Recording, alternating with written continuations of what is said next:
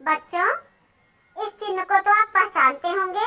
इसे प्रश्नवाचक चिन्ह कहते हैं। यह किसी भी वाक्य में तब लगता है जब हम किसी से प्रश्न पूछते हैं या कोई हमसे प्रश्न पूछता है। जैसे काह अर्थात इसको हिंदी में कहते हैं कौन और इंग्लिश में हु। इन शब्दों को लगाकर हम प्रश्नवाचक बनाते हैं। संस्कृत में किम शब्द प्रश्नवाचक शब्द है का मूल रूप है किम अर्थात क्या। जैसा कि हम लोग जानते हैं संस्कृत भाषा में कारक की विभक्तियों के अनुसार शब्द होते हैं, इसीलिए प्रश्नवाचक सर्वनाम भी कारक की सभी विभक्तियों के अनुसार और तीनों वचनों में अलग अलग रूप के होते हैं। तो आज हम देखेंगे पुल्लिंग में प्रश्नवाचक सर्वनाम का रूप कैसे बनता है और फिर कुछ उदाहरणों के साथ इसे प्रयोग करना सीखेंगे।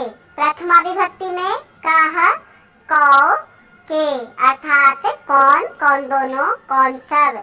इसी प्रकार द्वितीय विभक्ति कम, कौ, कान अर्थात किसको। तृतीय केन, काभ्याम, कैह अर्थात किसके द्वारा या किससे। चतुर्थी कस्मै, काभ्याम, केभ्यः अर्थात किसके लिए। पंचमी कस्मात्, काभ्याम, केभ्यः अर्थात किससे। यह दूर जाने के अर्थ में होता है। षष्ठी कस्य कयोः केषां, किसका।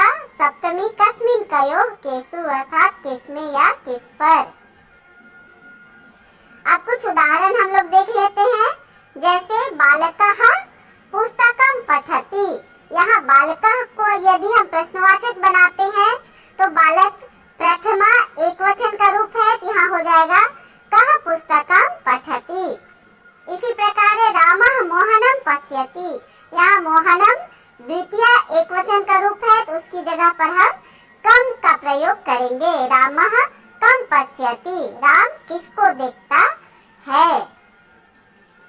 कुछ अन्य उदाहरण भी हम लोग देखते हैं जो रेखांकित पद के आधार पर। भूमौ पतिते स्वपुत्रं दृष्ट्वा जननी आरोदत।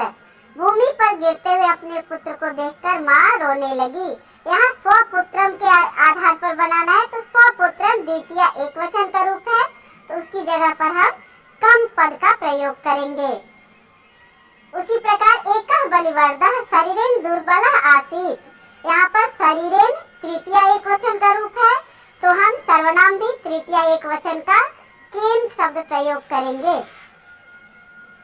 इन नियमों के उदाहरणों के आधार पर कौन सा नियम आता है कि प्रश्नवाचक सर्वनाम में मुख्य पद के लिंग, विभक्ति और वचन का प्रयोग किया जाता है। थैंक यू बच्चों।